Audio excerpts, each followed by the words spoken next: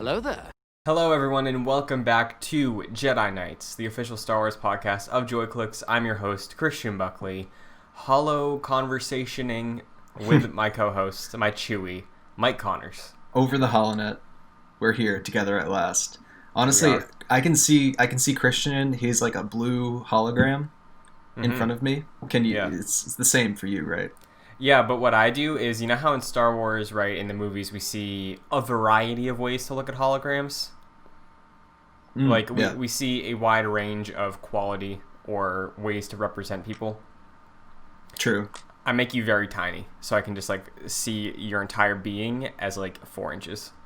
See, you're kind of just like...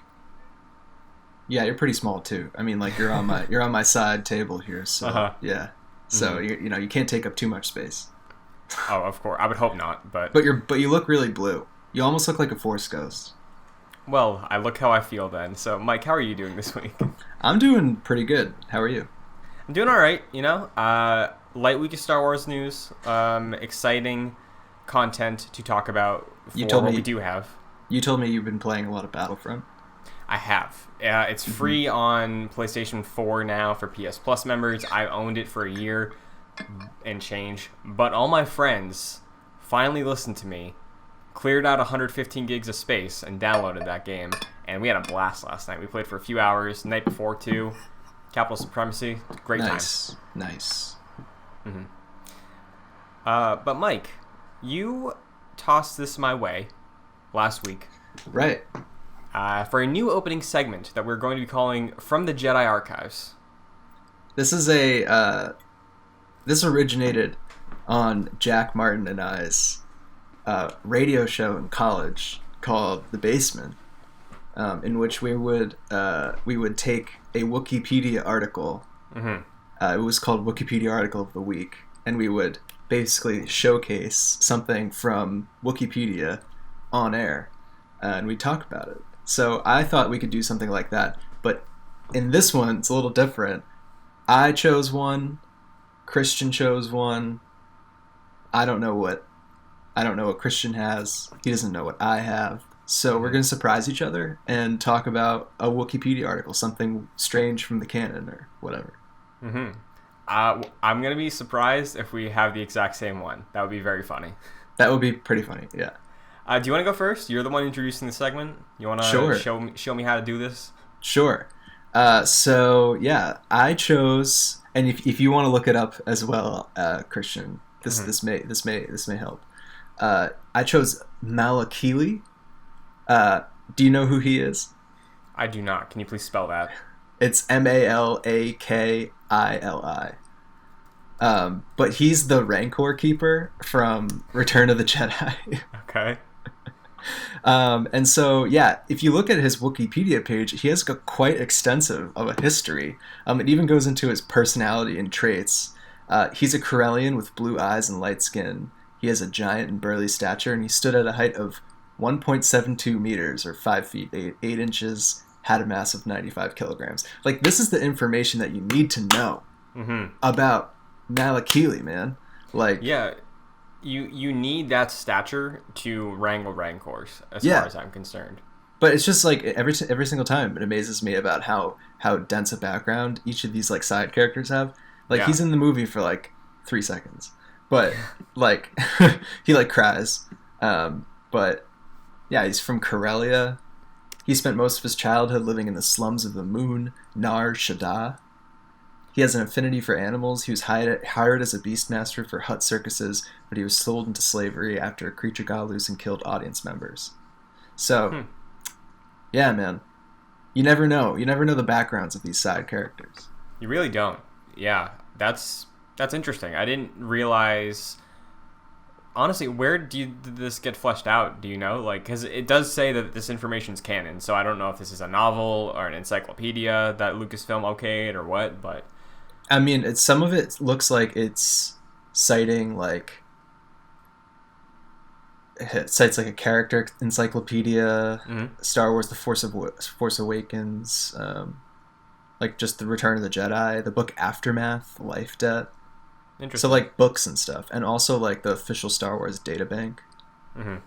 So yeah, it's all like all of it's like cited, so like it's interesting. Mm-hmm. That's very cool. I growing up, whenever that thing happened, I always felt uncomfortable because I was like, yeah, Luke killed the creature, and then I see this man cry about it. And I was like, oh, is Luke acting out of turn right now? Yeah, You know? I mean, It hits you. It makes you question things. I guess Malakili like really loved the Rancor. Yeah, He had an affinity for animals. Um, he did. so yeah, what about you? What'd you choose? So this is one that I became familiar with, a character I was shown probably like my freshman year of college. I was listening to a podcast and somebody cited this in Empire Strikes Back. In the background of the Cloud City evacuation, maybe it's whenever Lando is like, hey, there's something going on. Yeah. And then the civilians are running around. Uh-huh. There's a character in the background I know named what this is. Wilro Hood. And if you look at him in the background, he is carrying something. He looks very tense. He's just running. He's running across the background, a background action moment. And he's carrying an ice cream machine. It's so funny. So we do have some information about this character. Wilro Hood was a human male who was present aboard the Imperial I-class Star Destroyer Harbinger when it was hijacked by the Rebel Alliance at some point between 0 and 1 ABY, which is after the Battle of Yavin. For fear that the overloaded reactor might explode, the admiral in command of the Harbinger ordered the passengers and crew to abandon ship before the rebels set foot upon it. Along with the stormtroopers and technicians, Hood rushed to a hangar for evacuation, a Camtono under the arm. So, I'm not sure what a Camtono is in the Star Wars lore. There's a page about it. Oh, there is a page about it, and it looks exactly like the thing he's carrying. Yes. And it looks as well like... Oh, wow. We've seen a Camtono in other canon. In fact, it looks like we have seen it in Solo, a Star Wars story. It does look like we have. And it looks like we saw it in The Mandalorian as well. Yes, the machine that carried the Beskar. Yeah. That's pretty cool. I didn't know that about it. I knew Wilro Hood was a character that was carrying an ice cream machine, but I did not know that they canonized the ice cream machine as well. So I guess they canonized the ice cream machine as like this container. Yeah. That's honestly, that's pretty cool. I learned something today. I thought this was something I was going to educate with, but I learned. Honestly, yes. But let's go back to Wilro Hood for a second. So why was he present on the Star Destroyer? I don't know. Looking into his history. Yeah, like was he part of the Empire? I'm reading into his history a little bit here, and it seems that he doesn't really have a solid background. As we know, Cloud City is a little like under the table organization, right, for mining and stuff like that. Right. So maybe he was just trying to find a new life in Cloud City. Maybe he has a shady background. I was like, you know what? New future for myself. I'm gonna be a part of this community. So it turns out that Wilro Hood, the actor, is just like some extra. I wonder if anybody knows who that is. Yeah. Like, that's kind of crazy. Mm-hmm. I'd be very curious. Wilro Hood actor. Do you have a result for that? It doesn't really come up with anything. Dang. Well, listeners, if you're aware of who this actor is, please let us know, because Wilro Hood, along with Malakili, yeah. Malakili are opening up a new way for us and listeners to experience the world of Star Wars. So they have a big role to play. What'd you think? I mean, I thought that was informative. I thought that was fun. Mm-hmm. You know, It's got all of it. Absolutely, Star Wars has so much lore to the point where pretty much every single character, right, in the background has an explanation like this. And I feel like we're at a point where the fan base forgets that these characters got fleshed out way after the fact, and then we get the Snoke problem. True. But it's something that's unique to Star Wars and something that I always thought was fascinating. So I'm glad we're doing this as a segment. Yeah, me too. So look forward to next week. 2 new entries. And That's right. we'll see. We got a little bonus one today because the what is it called again? The can. Oh yeah, the now I totally Cantono. So we got 2.5 this week. So yeah. So that was that's a treat for y'all on the first a from nice, the Jedi sweet, archives. cool treat to open up the summer with. The ice cream. But we have a little bit of news to discuss this week. There's not a lot, you know. Star Wars has been slow these past few weeks in terms of groundbreaking news. We're getting into those summer months. Mm-hmm. Mm-hmm. I doubt this. I assume the Star Wars news was slow. Yeah, even further. I'm sure we'll reach a point where some celebration stuff is starting to permeate. You know, maybe some rumors or some leaks or affirmation about how Celebration is going to shake out this year, because it's been looking like it's going to be a digital event. Yeah. Probably not going to be anything more than that, but right. We'll see what happens. As of right now, though, last week we talked about a new addition to Disney's Star Wars media, Jedi Temple Challenge, which is available on YouTube and Star Wars Kids. A variety of ways for you to watch this for free. Mike, did you get a chance to watch the first episode? I did not watch that yet, but I probably will watch it after we record this. Nice. I watched half of it. It's kind of cheesy, you know, but as you'd expect. But it's a fun time. It's like a charming show, you know. And I'm at Is it like? Oh, sorry. I was gonna say he does a great job in character doing the hosting gig. He's great at it. Does he have a lightsaber? He does. I don't think he ignited it at all, but he does have the hilt. He shared on his Instagram the hilt. It does look like it's made of components from the Galaxy's Edge lightsabers that you can design. Interesting. But he did add a leather strap around it to make it look a little more distinct. So I do appreciate that. Cool. So go ahead. Is it kind of like Legends from the Hidden Temple? Absolutely. That it is very clearly inspired by that show.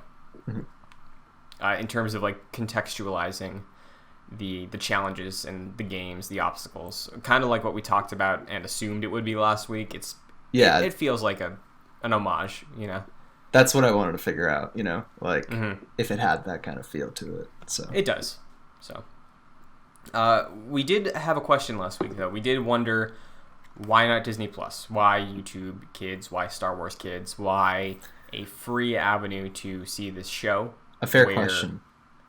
Disney Plus is not starved for content, but it still is working up its original content catalog, right? So Ahmed Best actually tweeted about this morning.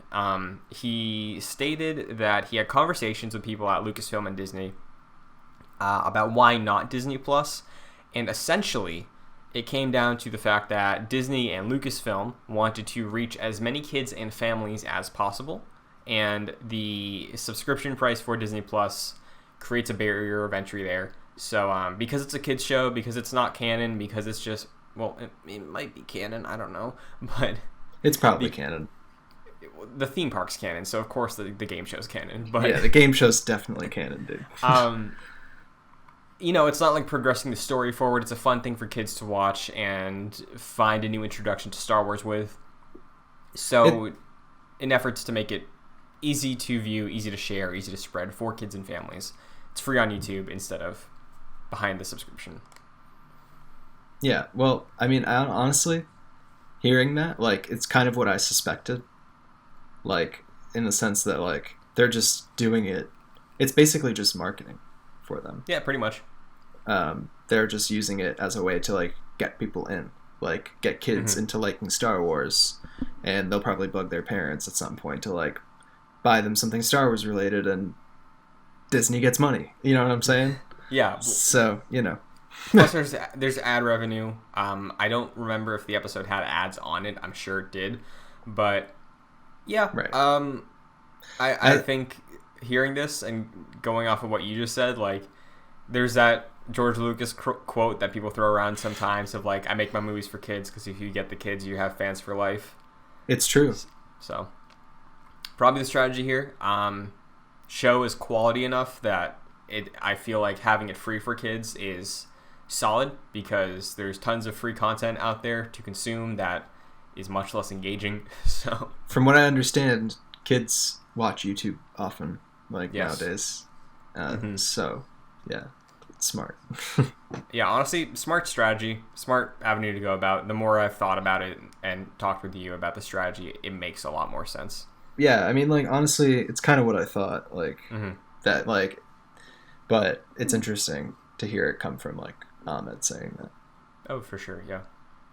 So, look forward, I guess, to future podcast episodes where if there's a crazy episode, if I catch an episode one week, maybe we'll talk about it again, but... Yeah, I'll definitely watch some before the next time we record this. Yeah. It's not something I'm probably going to be watching weekly, but like if I'm bored one night, if I'm making food or something, I'll just throw it on. Throw on the Jedi Temple Challenge. Yeah. Oh, Christ. Well, we do have another follow-up story from last week. The main topic of the show last week was Battlefront 2, why we love it so much. Like we said at the top of the show, I've been playing that a lot recently.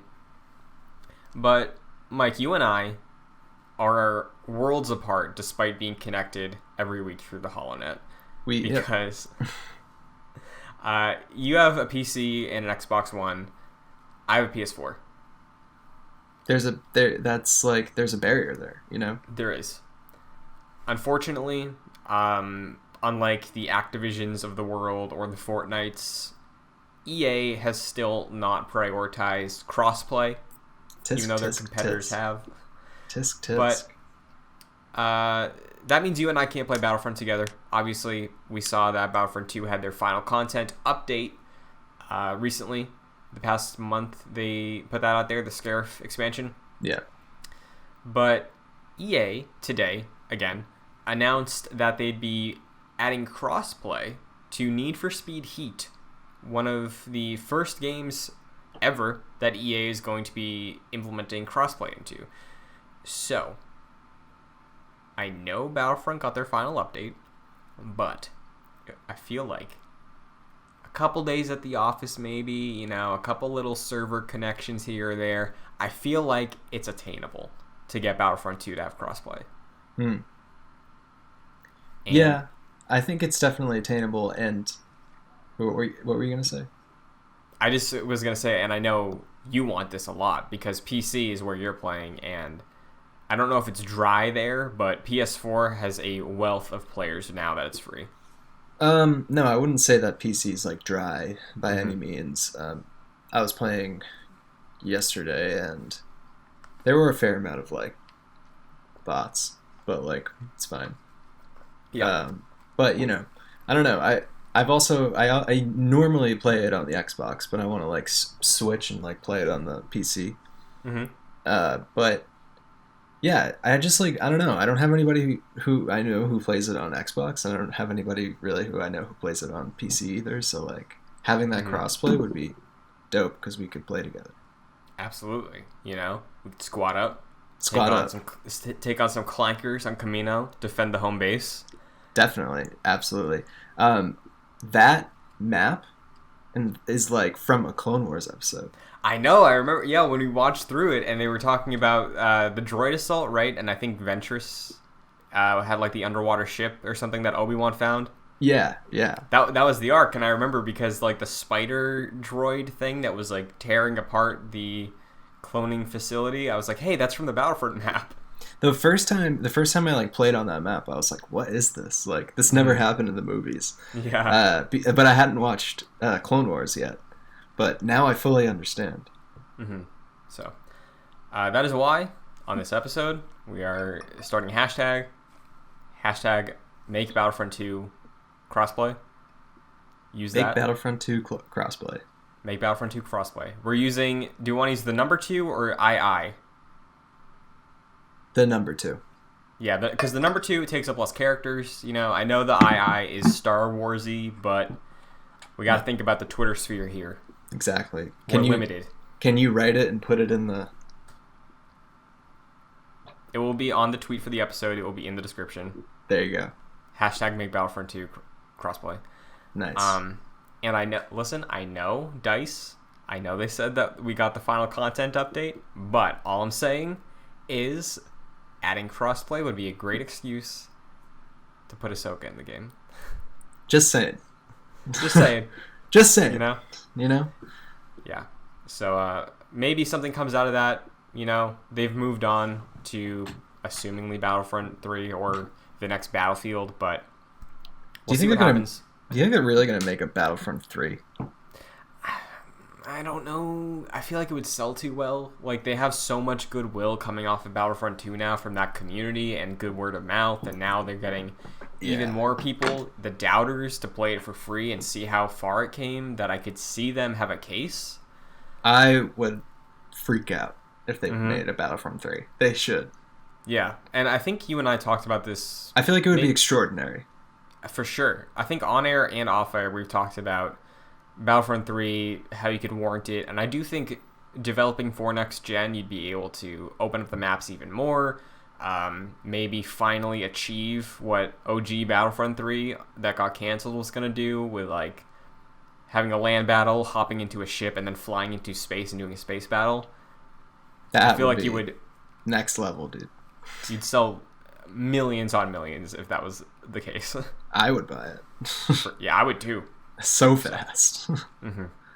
So EA Play is happening on June 18th. EA Play Live. So maybe we get new Star Wars content there. Maybe we get a surprise Battlefront update.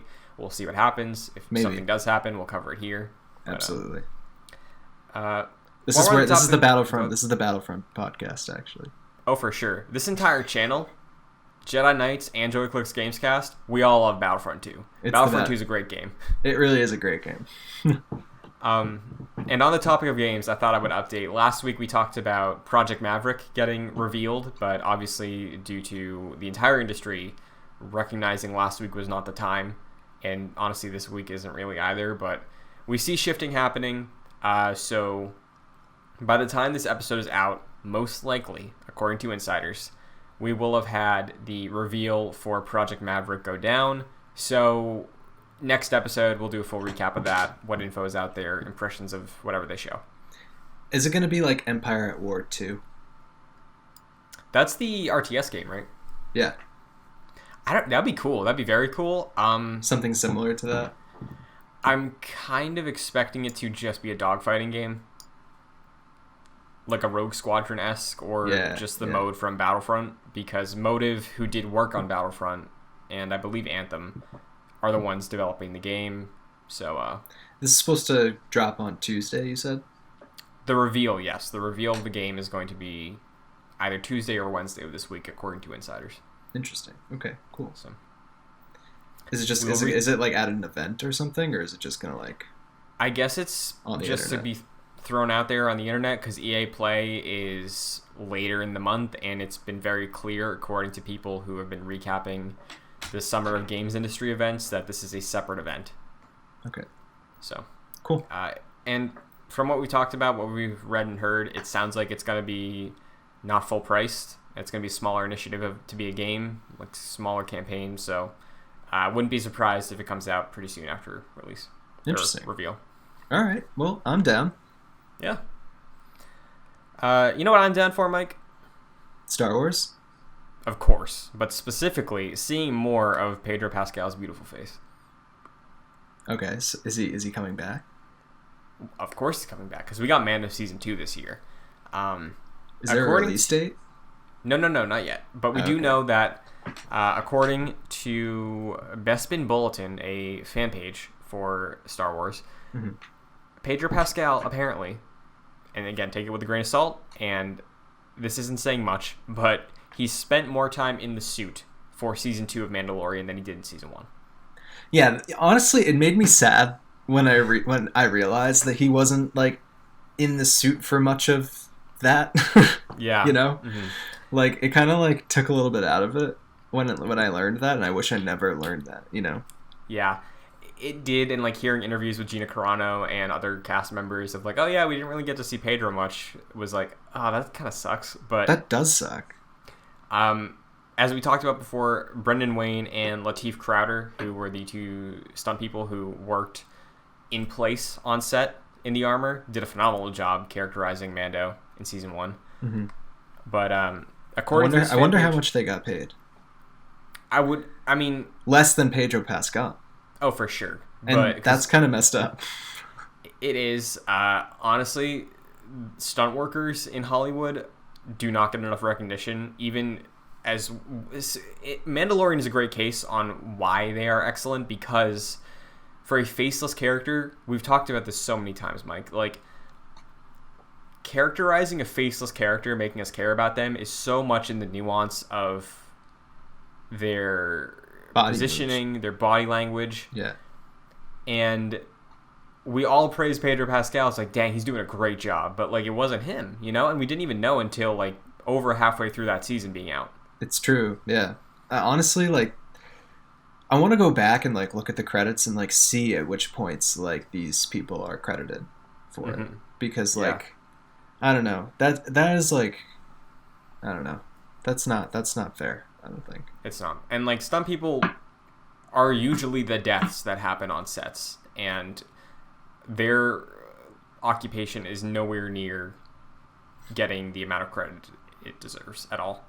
Yeah, I mean, like, yeah, they do like really dangerous stuff. Like, yeah, that's why people think Tom Cruise is insane, because he does his own stunts, and Tom Cruise is the name you sell movies with, right? Like, you don't sell The Mandalorian with the name Brendan Wayne, even though that's kind of a big deal. They got John Wayne's grandson to be on the show, but I guess, but like, you sell it with Pedro Pascal, right? That was the big deal, right?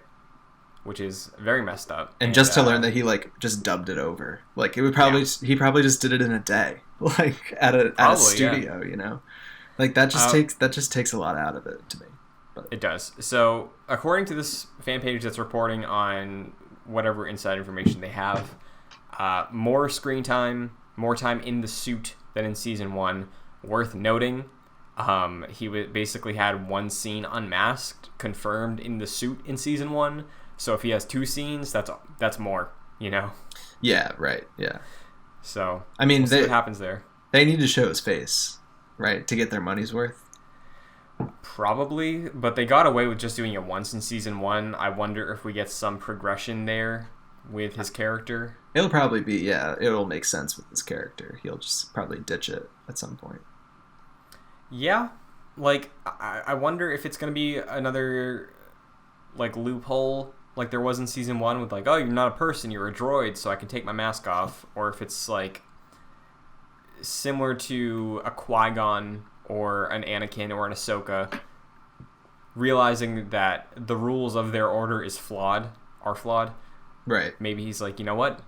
I'm making my own Mandalorian order with Baby Yoda, and I can take my mask off. I do think that that's the direction of his character. That's my theory. Like, that he's going to like not necessarily like throw away his Mandalorian culture, but just like create his own form of it and be less. I feel like he will turn to be less strict about it. Yeah, and that seems to be like the way his character is moving. Talking with you and you saying that right now makes me think that that's absolutely what's going to happen, because a lot of the fandom after episode 8 really wanted Rey to shed, similar to Ahsoka, shed the old ways of the Jedi Order and craft a new ideology, right? Mm-hmm. And obviously we didn't get that, but Filoni, who worked on Clone Wars, handled that a lot. That was Ahsoka's whole thing. Right, yeah. So I wonder if making the, like, sort of acting as a stand-in for reforming the Jedi Order for a new future, Filoni, Favreau, and Lucas, and whoever else is working on writing the show, sort of does that as an analog. You know what I mean? Yeah, well, I think the whole, like, one of the main themes of the show so far has been, like, Mando, like, I don't know, like, just, like, becoming, like, more empathetic as a person. Mm-hmm. Like, and like Baby Yoda as the catalyst of that. Yeah. Like, and him like in Baby Yoda just like walking around. I don't know. I feel like that's like his character's already done some things that like has thrown away his past. You know what I mean? Like, for sure. Like he watched his own he watched his own like Mandalorian brothers like throw away like part of their like dogmatic culture by coming out and like helping him, right? Right. And he stopped. He threw away like his life as a bounty hunter, essentially. So he's like already going down that path. Yeah. So I hope that's the progression of it. I could also very easily see it be like a technicality of, hey, I can't find a mask that fits Baby Yoda, so we're just not going to do that anymore. Yeah. Yeah. Maybe I'm just thinking too deeply about it. Baby Yoda's face is too cute to hide, so Pedro Pascal's like, you know what? I'm gonna get on the same page with him. I can't hide the face anymore. Pedro's like, maybe I look a little rough, but Baby Yoda, that sells. Yeah. Do you think they'll ever name him? I hope they never. Know. I hope they never do. Because I just loved calling him Baby Yoda. Yeah, I hope they go away of like. I really don't know how they'll handle it, right? But the child, I don't think is good enough, right? Like, it's too much. Like, the thing is not a good way to associate that. Obviously, we have Baby Yoda as the namesake, the common language. So, I would love if they pulled like a God of War 2018 where Kratos just calls his son boy all the time. Like, just call him kid or boy or maybe just child even. You know, get rid of the. Yeah, like calling it the child seems weird. It's dumb. I don't like. Yeah. Like, I've never once called him the child unless I'm talking about merch. Right. So. But yeah, no, Baby Yoda is just like in like the common lexicon of just like how you refer to that. Yeah, and it's weird too because within the show we're calling Din Djarin and Mando still, right? And we're calling the child Baby Yoda still. So. Right. I wonder how they'll evolve that, if at all. Yeah, well, at least we know Mando's name. Din. So.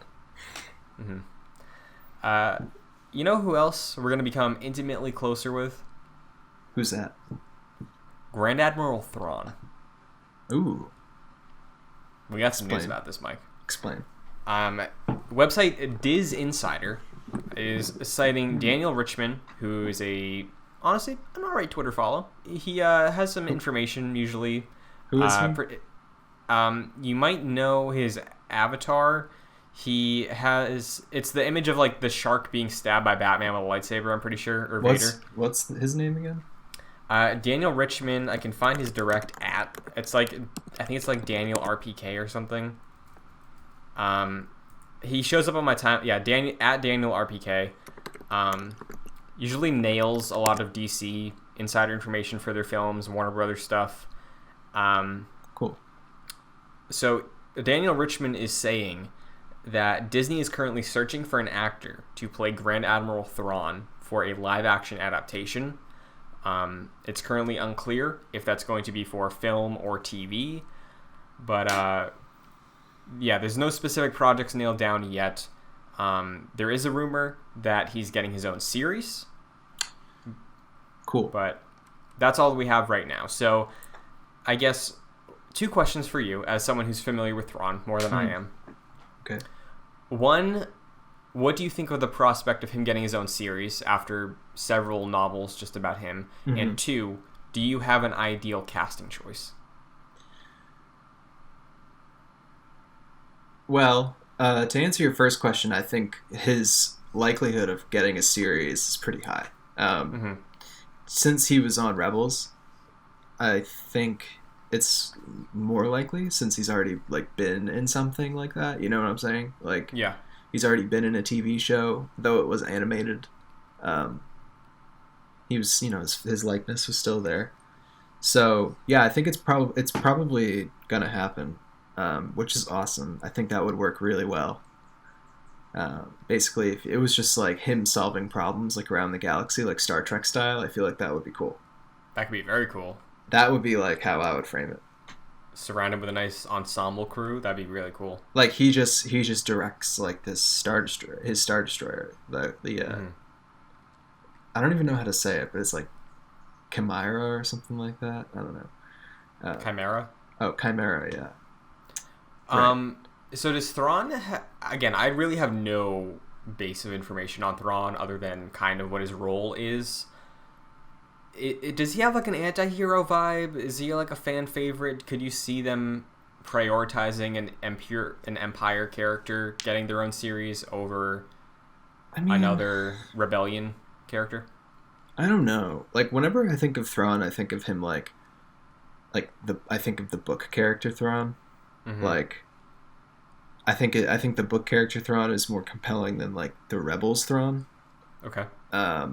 And I haven't read the Legends Thrawn books, but yeah, I don't know. Like, I think it would work as a TV show, and I think like people would enjoy watching that kind of TV show.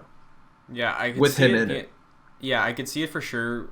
Be a nice sort of foil to the Cassian show, right? Sure. Like, yeah. You get this conflict explored from two different perspectives, like an on-the-ground rebel spy and a commanding officer in the Empire. Mm-hmm. So having those two together, maybe they'd cross over a little bit, maybe not, but the prospect of a Thrawn show, or at least a show about the inner workings of the Empire, I think would be very interesting. And I think it's probably within reason, because especially Mandalorian, it feels like Disney has been prioritizing the live-action Star Wars TV, you know, and assuming, like, drawing the connection from Rogue One as it exists to what Cassian will be, sort of positioning it towards adults, in a way. Right, yeah. More so than any of the movies or the animated series. So I could see a show in the weeds being political about the Empire and Thrawn. I could see it work and get greenlit. Yeah, I could definitely see it work as well. Mm-hmm. I think it's probably likely, actually. Okay. I don't know. It just seems like it would work really well. Too good of an idea. It's too good of an idea. Because like Thrawn's a pretty interesting character. They just made a show like revolving around him, and just make it super character driven. Mm-hmm. I could see it kind of working like sort of Star Trek, in a way. That could be cool, you know, because Star Trek, I never super got into. My brother's a bigger fan of Star Trek than I am. I love Mass Effect though, and I think Mass Effect is compared to Star Trek constantly. So if we get a Thrawn show that is that sort of military vibe, but more focused on... That's the thing I got hung up on, though. Like, if we're going for a Star Trek thing, which is about exploring and being proactive in the galaxy, the Empire is sort of conquering and colonizing a galaxy. So I wonder what approach you take there. But... Wait, say that again? I'm sorry. Like, Star Trek is more of like, oh, a better tomorrow, forging friendships and new relations, being proactive in the galaxy. Mm-hmm. And the Empire is not about that life. No, I don't think that's not what I'm saying that the Empire would be. I'm saying like the idea of them going to different worlds and like having different adventures every episode. Right, yes. That kind of Star Trek vibe. I would imagine Thrawn being much more like destructive and lethal. Yeah, so like a renegade playthrough of Mass Effect, sign me up for that. Like, that'd be sick. Right. I've never played Mass Effect, but... Mm-hmm. So, do you have any choices? I have a list of from fan-sided, or dork side of the Force, actually, of 10 actors who should play Grand Admiral Thrawn, if you want to... I was thinking maybe Benedict Cumberbatch. It's funny you say that, because me too. Yeah. It's kind of a boring choice, but I feel like it fits. I think it really fits. Again, if you want to make Star Trek comparisons, he played Khan in Star Trek Into Darkness. Yeah, he did. Do you like that movie? I liked it. I've only seen it twice, and I liked it both times. Mm-hmm. What about you? I love that movie. Yeah, I remember enjoying it. I should probably revisit it. I like those first two J.J. Abrams Star Trek movies, honestly. Like, they're real solid. I like all three of them. Well, I don't think J.J. did Beyond. No, he left Beyond to make The Force Awakens. Well, that's good for him. They need to make another Star Trek movie, though, with JJ making it. Yeah, like, remember I know this isn't a Star Trek podcast, but there were rumors of, like, Tarantino writing one or something like. Oh, true. Star Trek's in an interesting position. I've always been a Star Wars guy, so I'm interested to see how it goes. But if Star Trek makes its way, format-wise at least, to this Throng show, I would hear them out, is all I'm saying. Right. I like Star Trek, so. Yeah. Mm-hmm. Well, we do have one more thing on the docket for this episode. You mentioned Throng. You mentioned books. You mentioned Star Wars books. Right. I did all these things. You can't see me, Mike. In my hands, I'm holding Master and Apprentice by Claudia Gray. Mm-hmm. A Star Wars book that we're going to be reading for the show. Have you started yet? It's a Star Wars book club. Absolutely. And no, I haven't started it yet. Have you? I haven't either. I'm probably going to start it tonight. It's 480 pages. You and I said that we would have this done by the episode that's either... I think I have to look at a calendar, but whatever is the final week of June, expect that episode to have a discussion about the opinions, reviewing of Master and Apprentice. Right, yeah. Yeah, so probably the first week of July, just looking at a calendar really quick. Nice. So yeah, July 1st, the episode that comes out that Wednesday, there will be a review of Master and Apprentice if you would like to follow along. I know for my own standpoint, with books and Star Wars, I've wanted to get into the expanded universe for a while. And I think based on talking to you, based on your rapid reading of a couple Star Wars canon books already, doing it through the show, doing it in a way that is approachable, that other people can also hop on board the Star Wars book train, I think is a great idea. I mean, like, you know, I think that's reasonable. That's a reasonable amount of time to finish this book. Yeah. I did some math. It's 480 pages, I believe. Okay. Or actually, no, it's a little less than that. I think the 480 on Amazon was wrong. 428, and then after. So, doing the math on that, let me do this real quick. We got how many days left in June? Today's the 8th. 22. 22 days. All right, so 22 days. So no, we want 428 divided by 22. That's 20 pages a day. That's absolutely doable. Yeah. Yeah. So, do you want to preface this conversation sort of just talking about our history reading with Star Wars, reading books or comics in Star Wars? I should say, if anybody wants to follow along, the book's like $7 on Amazon. Yeah. So, it's cheap. Yeah. Also, I believe the Kindle version is $10 if you want the digital copy, and if you don't have an Audible account, I'm pretty sure if you sign up for Audible anywhere, they let you get one free book. Right. So if you want to listen, that's an option as well. Wish we had an Audible sponsor. Oh, maybe one day. You know what? Maybe we reach out after we do a couple of these book club episodes. We're like, hey, we're reading books on this program. Honestly, we should check in every week about the book, how we're liking it. Oh yeah, for sure. I'm down to do that as well, because obviously we won't be in the weeds because we're probably going to be at different points throughout the month. But right, yeah. Yeah, I'm down to do check-ins for sure, because it's a lengthy book, but I feel like it's one that's going to be interesting. If you want, I can read the back of the book for listeners who don't know what it's about. Do it. A Jedi must be a fearless warrior, a guardian of justice, and a scholar in the ways of the Force. But perhaps a Jedi's most essential duty is to pass on what they have learned. Master Yoda trained Dooku, Dooku trained Qui-Gon Jinn, and now Qui-Gon has a Padawan of his own. But while Qui-Gon has faced all manner of danger as a Jedi, nothing has ever scared him like the thought of failing his apprentice. Obi-Wan Kenobi has a deep respect for his master, but struggles to understand him. Why must Qui-Gon so often disregard the laws that bind the Jedi? Why is Qui-Gon drawn to ancient Jedi prophecies instead of practical concerns? And why wasn't Obi-Wan told that Qui-Gon is considering an invitation to join the Jedi Council, knowing it would mean the end of their partnership?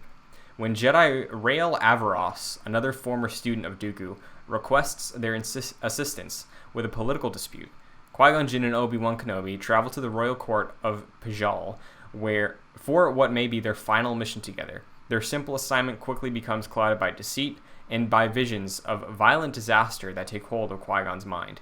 As Qui-Gon's faith in prophecy grows, Obi-Wan's faith in him is tested. Just as a threat surfaces that will demand that master and apprentice come together as never before, or be divided forever. So. Wow. Sounds exciting. I'm excited to just like learn a little bit more about their relationship, you know? Absolutely, because I think there's an air of disappointment that's inherent with books about Star Wars and stakes, because we know where it goes, right? Right. But what you just said, exploring these two characters' relationship together, which is really interesting in Phantom Menace, but we don't get to see fleshed out much. No.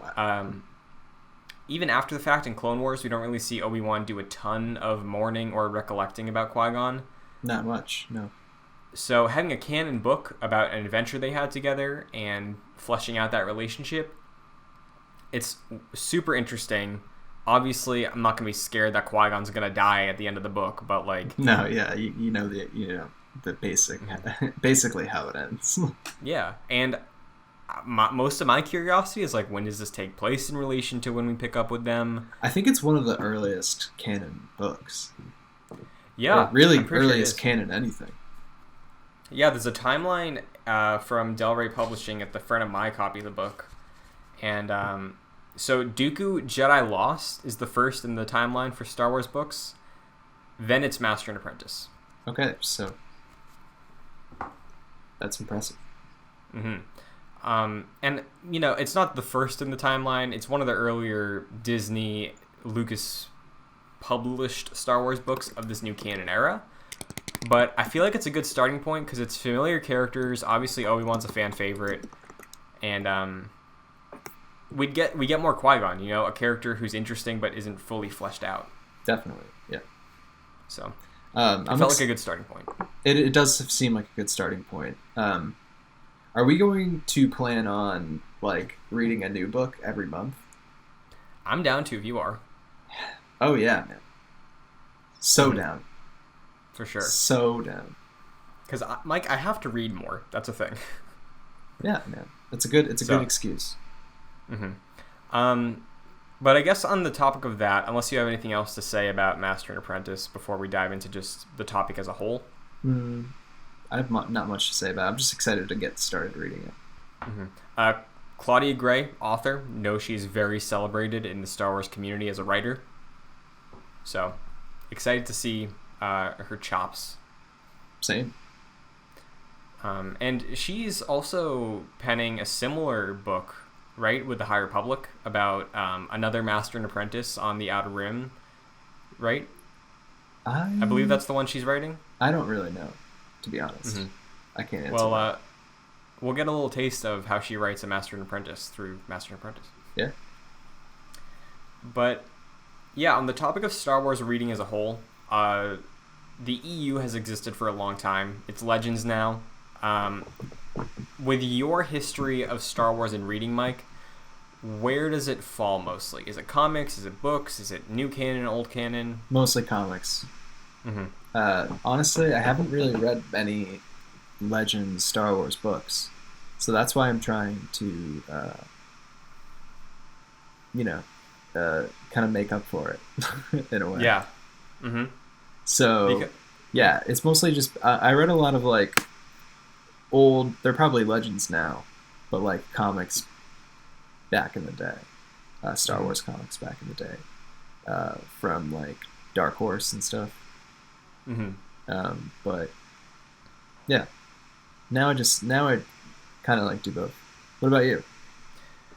So for me, mostly as far as Legends go, I own a Legends book. It's called Revan. It's about Revan. I read like a third of it, I think, and then just fell off. But in terms of other Legends material, I read one of the I don't think it was the Timothy Zahn books, but it was called like Fist of Vader or something like that. It was something that took place after episode 6. Okay. I read one of those as a kid and was like, oh, this is cool. It's talking about how Luke dealt with Vader being his father after he died and stuff like that. I don't remember if it was good because I was like probably 10 or 8 when I read it. But yeah. In terms of canon, the only Star Wars canon writing I have indulged in is comics. Okay. I've read Volume 1 of Charles Soule's Vader comic, which I think is incredible. Mm-hmm. Big fan of that. Yep. I've been meaning to read The Rise of Kylo Ren. I know it's out there fully now, so maybe I'll do that in the future weeks. But yeah, other than that, mostly been comics. Most of my reading for fun the past few years have been comics. Last year I did a comic book club with Jack and Pat Maroney for Excelsior, so I got more into comics then. That kind of bled into reading the Vader comics once we finished Excelsior. But yeah, I'm excited to get more into the books. How do you read your comics? So I do comics digitally on Comixology. I got like a $40 Kindle, whatever the new Kindle was last year. I just got that from Amazon. And when I'm dedicated to doing comics, I'll sub to Comixology for the discounts and for the free comics that come with the service. But digital comics, I feel bad. There's like no real local area places for me to pick up comics outside of a Newberry Comics at a local mall, but digital is just so easy and so cheap that it's been my go-to. Yeah. I have like a free trial to Comixology right now, but there is like a local comic shop near me, so I usually try to go there first. Nice. You know, gotta support if you can. But yeah, For sure. if you don't have anything around you, then what are you gonna do? Yeah. You've read Volume 1 of Vader, right? At least. Yeah, I've read that. You fan of it? Yeah, no, I like Charles Soule as like a comic book writer. Like The Rise of Kylo Ren was pretty good. The Vader comic book was good too. I think he had a hand in the Between A New Hope and Empire Strikes Back comic, I believe. Nice. I don't know. Don't quote me on that one. But yeah, I enjoy him heavily, and I'm actually excited because he's writing the High Republic book, which was pushed, which is sad, by the way. Correct. Well, now we have more time to catch up on canon reading, Definitely. I'm excited, man. Same. This is like a new time. Absolutely, dude. Because there's so much. Like, I'll crack open this timeline again, right? Because I'm pretty sure it's updated because of whatever print version of this book it is. I'm looking at it right now on the website. Okay, so there's for all the canon stuff, we're probably going to be pulling from this list, so it's worth reading. Before Phantom Menace, we have Dooku Jedi Lost and then Master and Apprentice. Nothing between episode 1 and episode 2. But episode 2 to episode 3, we have Dark Disciple. Don't know what that's about. Then episode 3 to Solo, we have Catalyst, a Rogue One novel, Lords of the Sith, which is about Vader and Palpatine, and Tarkin, which I think Timothy Zahn also wrote. If I'm not mistaken. James Luceno, I think. Okay, thank you. Then between Solo and Rogue One, we have Thrawn, A New Dawn, Thrawn Alliances, and then Thrawn Treason. A New Hope to Empire Strikes Back, we have Battlefront 2 Inferno Squad, which is setting up the campaign for Battlefront 2. Yep. Heir to the Jedi. I want to read that one. Heir to the Jedi? Yeah. Do you know what that's about? It's about Luke, I think. Oh, cool. Yeah. That's an interesting era to explore, too, between Episode 4 and Episode 5, like dealing with the loss of Ben and looking for Yoda. Yeah, no, it sounds awesome. I want to read it. Yeah, because to me, in that time period, I know there's a significant gap there, but to me, between 4 and 5, in my head, I always just think that Luke is running missions as a rebel pilot. I never think about him and his Jedi training, even though it's like a couple years. Yeah, I'm sure there's a bit of Jedi training going on. Yeah, that'd be really cool to explore, honestly. Yeah.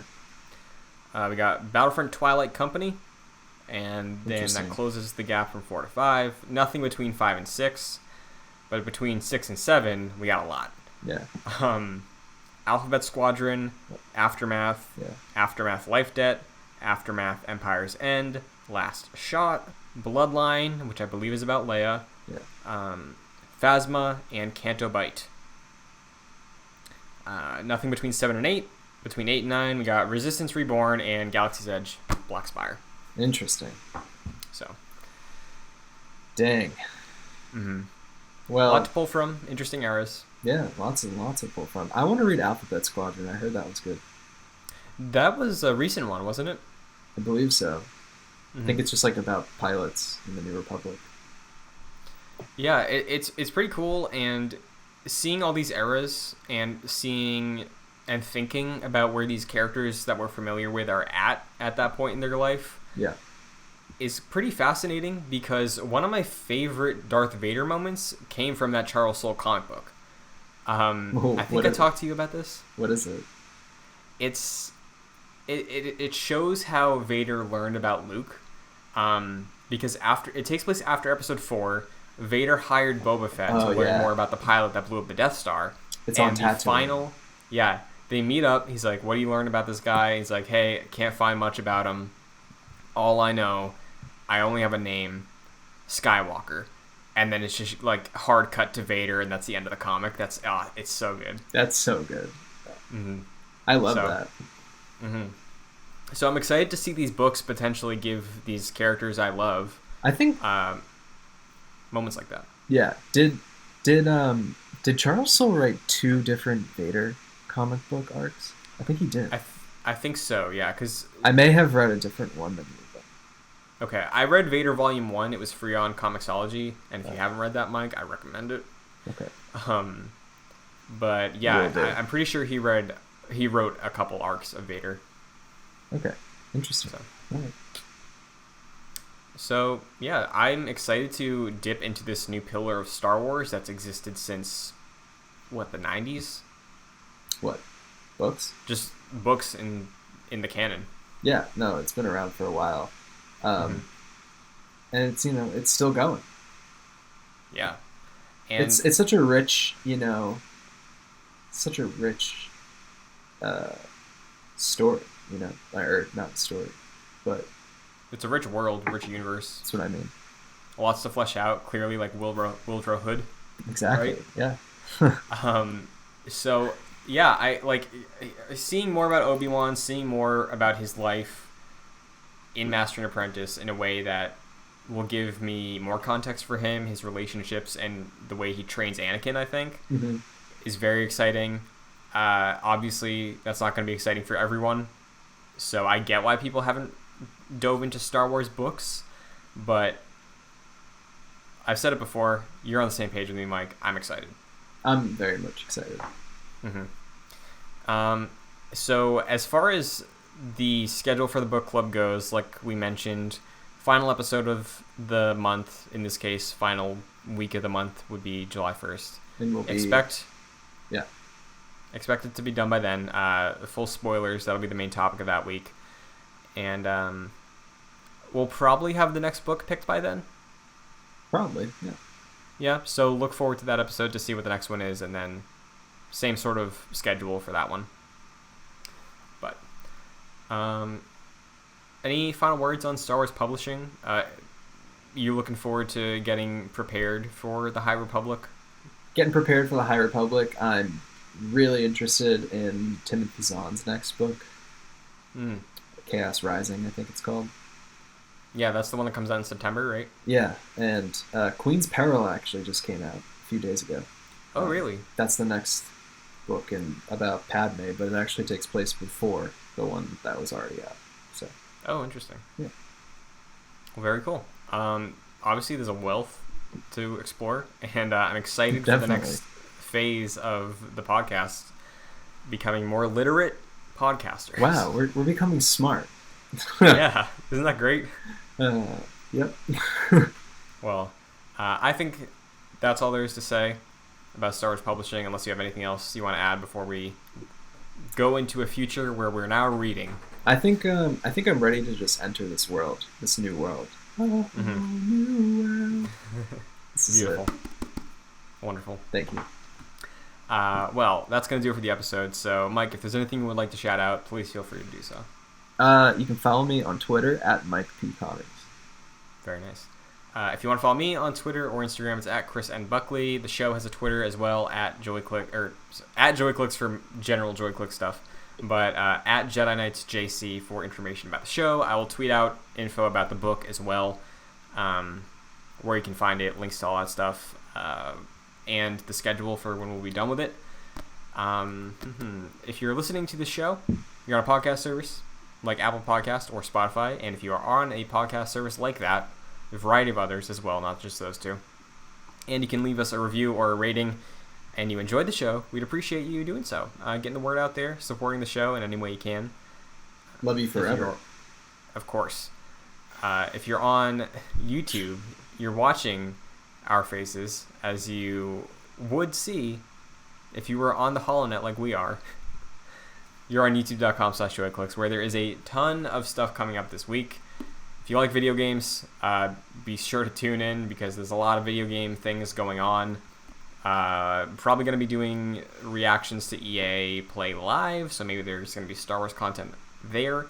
But the news will keep rolling in, I'm sure. For sure. So you can follow us on any of these outlets to stay up to date on that. And if you enjoy it, any support is appreciated, as always. Definitely. But that is going to do it for this week. I hope you all enjoy the book if you're following along, and I cannot wait to start. But I'm ready. With that, though, we're fine. Everything's fine. How are you? May the Force be with you. General Kenobi.